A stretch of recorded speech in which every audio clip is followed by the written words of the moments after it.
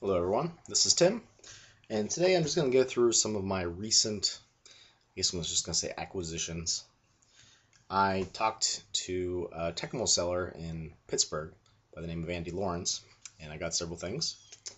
I got Missum, which is a combat system for Tecmo. I got two books, Adventures on Tecmo. This is the character creation system, and this is Adventures. Hopefully I'll be able to crib some stuff from that. I'm going to try to run an Empire of the Petal Throne game for the first time in November at my local convention. Next two purchases, and forgive me if I pronounce these wrong. The Mit Laniel.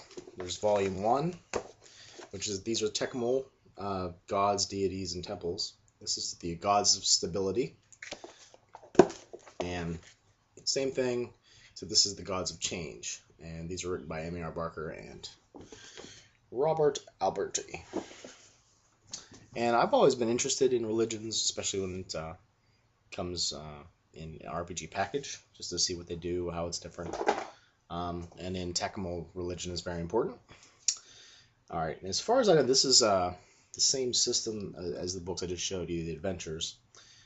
Guard a Seal, if I'm pronouncing that right. Deeds of Glory, and this is a box set. It's completely sealed in plastic, so maybe I'll do an unboxing video of that. And just some other things I've got. Like I said, all those are from get to sit on a porch with Andy Lawrence and talk about M.A.R. Barker and his relationship with him, the things he's gone through, and I just sat on his porch with his old dog, and we just kind of talked about things. It was pretty cool. Another purchase. Game of Thrones Season 1 on DVD, because it's a great show. Peter Dinklage is amazing in that. And I picked most of this other stuff up at Half Price Books. Role-Playing Mastery by Gary Gygax. It's like novel format. And it basically just sounds like this is just tips and ways to help you become a better, DM or GM. These I picked up at an estate sale.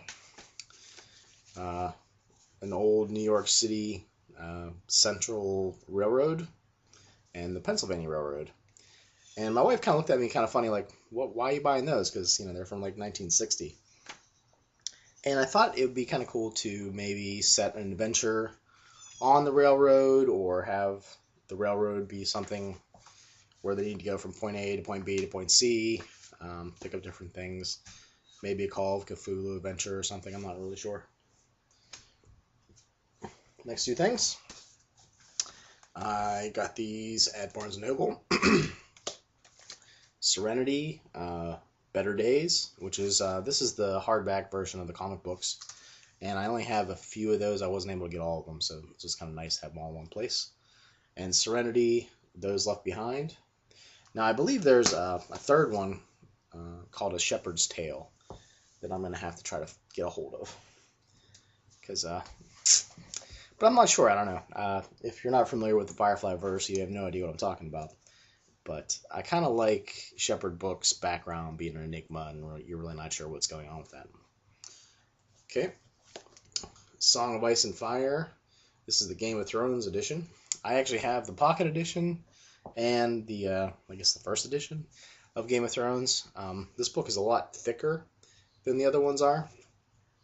From what I hear, the pocket edition is the most typo-free one and the most organized. But I've been buying the other stuff too. I just love the setting. The artwork's pretty cool, and this is in full color, so that's nice. What else did I get? I got the Book of Layers 1 for AD&D and Book of Layers 2. Now these are interesting. I expected them, I didn't even look inside really when I bought them. I expected them to be dungeons with encounters, and instead it's just a list of encounters. Certain monsters tied with other monsters, and they describe how they relate to one another. Things as a GM you can try to do, a combination of monsters and traps, etc. So that seemed kind of cool. If I'm running low on inspiration for my Dark Hill game, I could just pop that puppy open and see what's going on. I got Warhammer Fantasy Role-Playing, Tome of Salvation, and I believe this is from 2nd edition. And I got it for about $8. And for what I know a lot of the old Warhammer stuff is hard to come by. I've never really seen any of it for sale anywhere. And I picked that up. Again, because I'm interested in religions and how they work in fantasy RPGs. And maybe someday I'll play a Warhammer game. Okay, these are both for Tunnels and Trolls, but I just got them just for general RPG goodness. The Isle of Dark Smoke, and I sort of like the cover there. He's got that staff with the face on it. Just looks kind of creepy. And that's an adventure. And then here's a solo adventure for Tunnels and Trolls. I guess it's number 22. The Caravan to Tiern. And I believe that has a little bit of a Middle Eastern flavor to it. I got a second copy of Star Wars D6 that Jordan or Webhead123 had sent me a while ago. I was surprised I got this. I only got it for $5. I was pretty jazzed about that. There was a used RPG box at my local gaming store that it doesn't really have a lot of RPGs normally, just like the newer stuff. That's where I got the Game of Thrones book. But a lot of this stuff was like $5 or $3. Bought this for a friend of mine. He loves Babylon 5, the Babylon Project. And I didn't even know that Babylon 5 had an RPG made for it. But it's in full color, and I think it'll cheer him up. He's having a bad day, or just a bad time, I guess, in his life. I never even heard of this, but World of Darkness Demon Hunter. So, I have no idea. I'm guessing it's like a... It looks like it's more martial arts in flavor. Killing just demons of various types, I guess. Pick this up. Dungeons & Dragons Gazetteer, and I believe this is for the world of Greyhawk. They kind of got away from, I guess, in the setting. I don't even remember buying this. Carnival, Swords, and Adventures Guide to Old Corin. And it has basically, it's a D20 system. Talks a little bit about a city and the NPCs in it, and it looks like it's an adventure. I bought 2 books based on Jakandor, the Land of Legend. It's an island, but I don't know where the other one is. It's probably like lost in my truck somewhere, or my chair or something. But I love the formatting in this book. They have, I don't know if you can see that. At the top, they have an image, sort of, like a V shape, and then the text. And they do that pretty much throughout the whole book. I thought that was interesting. I like island RPG settings because, especially for new GMs, it's less stuff you have to worry about.